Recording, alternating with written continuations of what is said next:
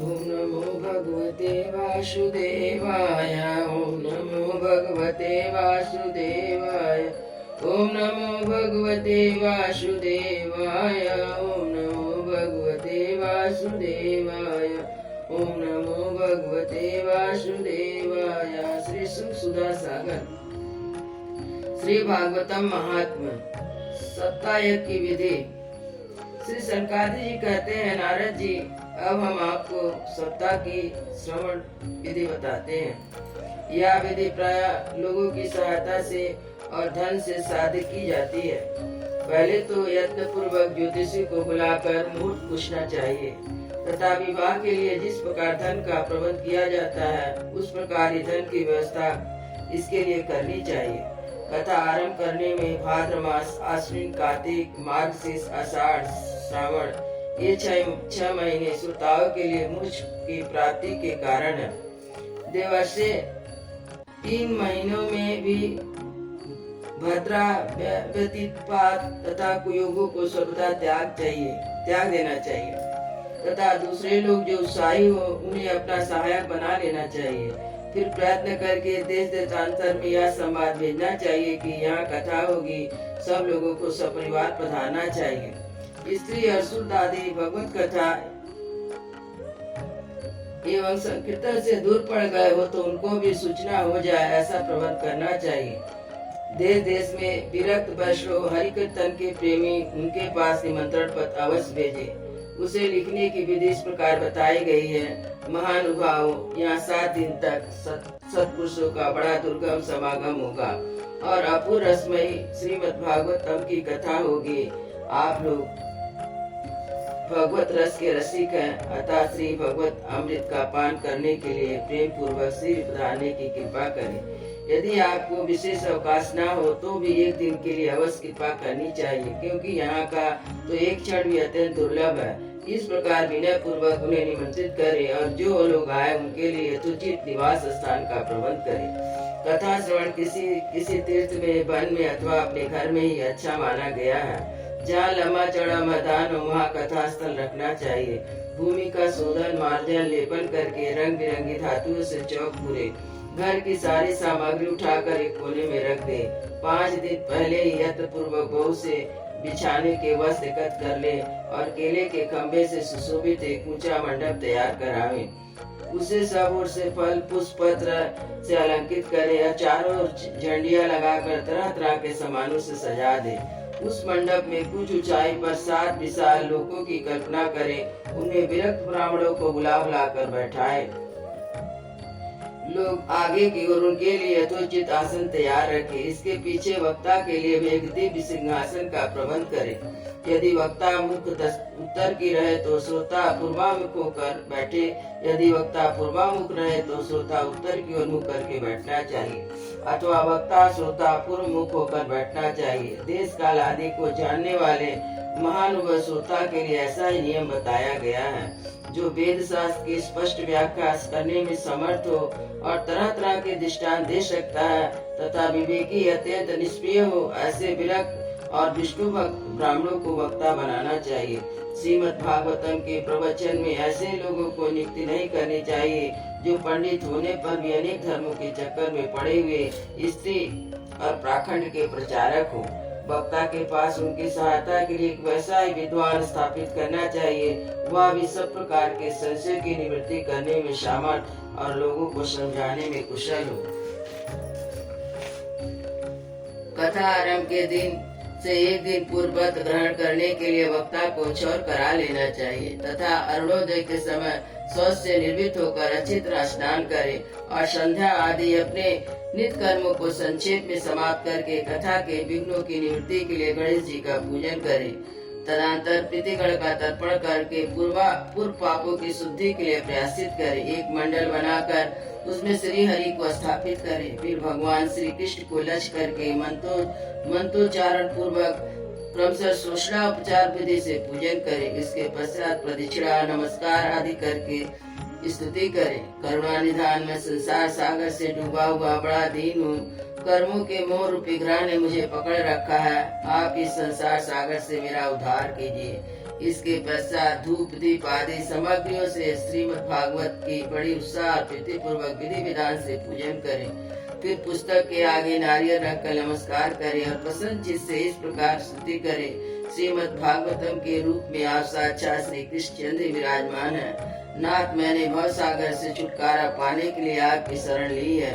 मेरा यह मनोरथ आपके बिना किसी विघ्न बाधा के सांगोपांग पूरा करे। कृष्ण, मैं आपका दास हूँ। इस प्रकार दीन वचन कहकर फिर वक्ता का पूजन करें, उसे सुंदर वस्त्राभूषण से विभूषित करें और फिर पूजा के पश्चात उसके इस प्रकार स्तुति करें। सुख स्वरूप भगवान, आप समझाने की कला में कुशल और सब शास्त्रों से पारंगत है।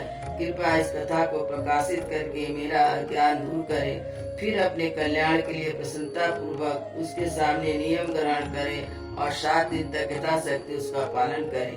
कथा में विघ्न न हो इसके लिए 5 ब्राह्मणों को वर्ण करें और 12 अक्षर मंत्र द्वारा भगवान के नामों का जप करें। फिर ब्राह्मण विष्णु भक्त एवं कीर्तन करने वालों को नमस्कार करके उनकी पूजा करें।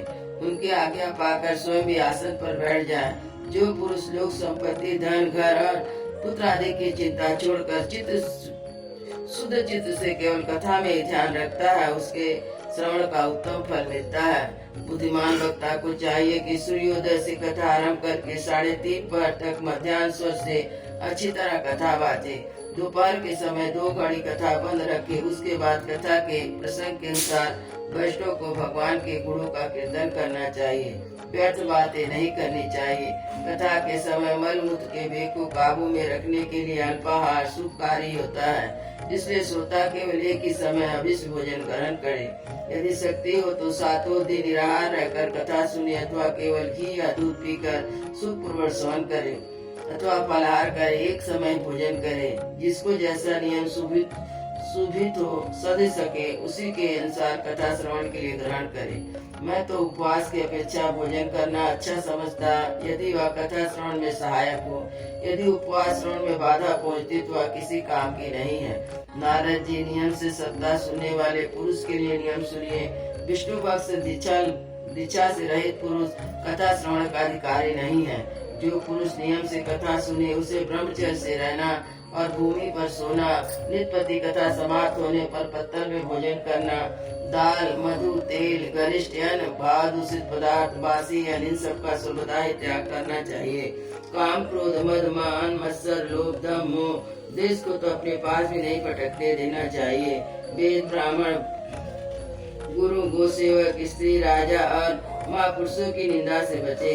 नियम से कथा सुनने वाले पुरुष को रजस्वला स्त्री, पतित, गायत्री, हिंदू, ब्राह्मणों से द्वेष करने वाले, वेद न मानने वाले पुरुष से बात नहीं करनी चाहिए।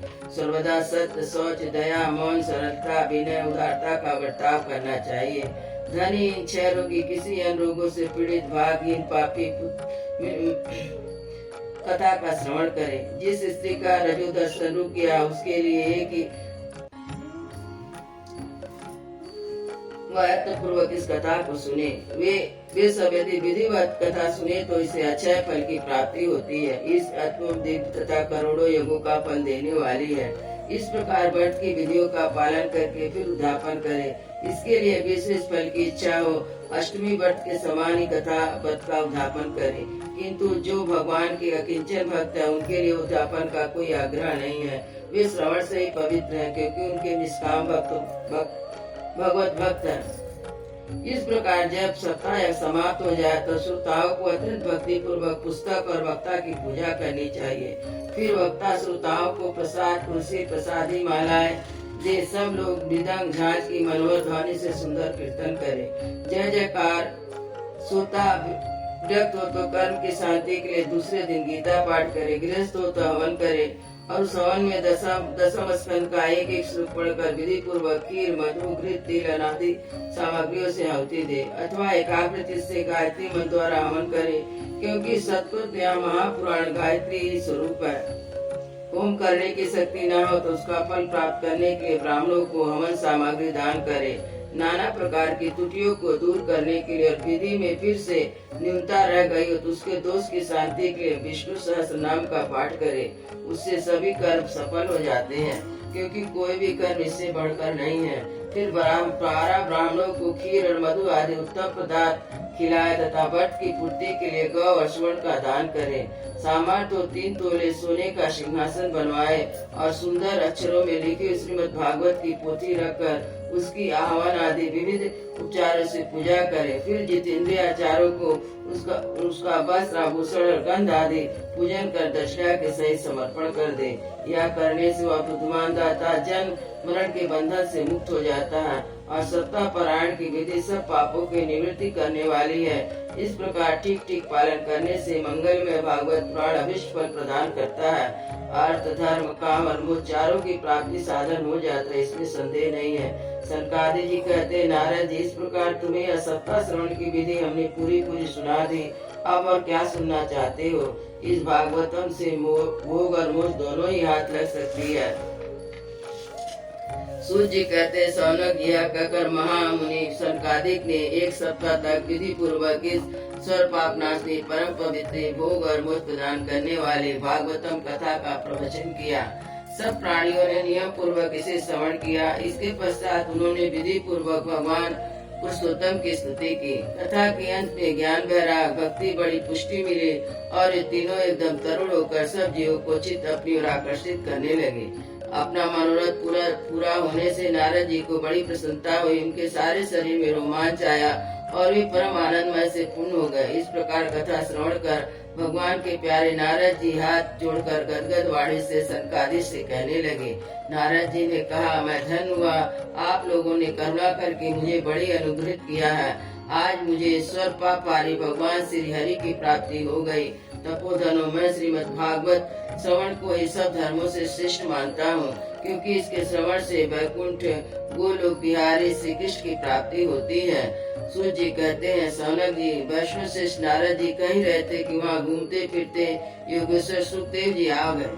कथा समाप्त होते ही व्यास नंदन सुखदेव जी वहाँ पधारे और 16 वर्ष की आयु आत्मलाभ से पूर्ण ज्ञान रूपी महासागर का संवर्धन करने के लिए चंद्रमा के समान प्रेम से धीरे धीरे भागवतम का पाठ कर रहे थे।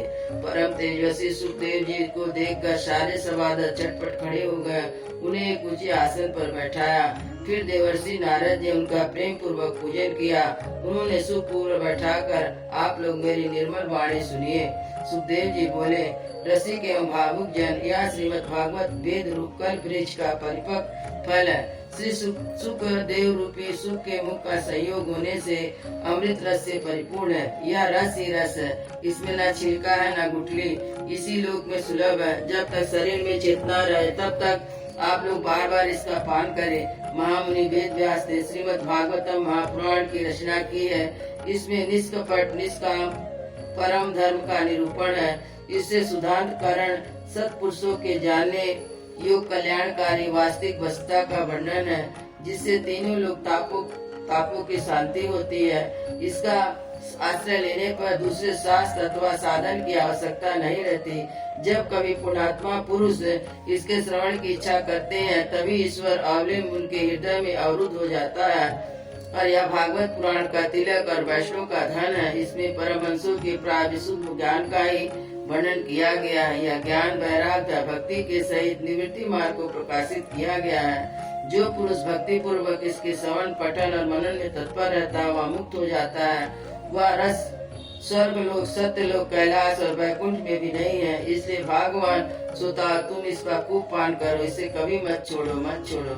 सुखदेव जी कहते हैं, सुखदेव जी इस प्रकार कह रहे थे कि उसी सभा के बीच प्रहलाद, बलि, उद्धव, अर्जुन आदि पार्षदों के साथ साक्षात हरि प्रकट हो गए। तब देवर्षि नारद ने भगवान और उनके भक्तों की यथोचित पूजा की। भगवान को प्रसन्न देखकर देवर्षि ने उन्हें एक विशाल सिंहासन पर बैठा दिया। सब लोग उनके सामने संकीर्तन करने लगे। उस संकीर्तन को देखकर श्री पार्वती जी सहित महादेव जी और ब्रह्मा जी भी आए।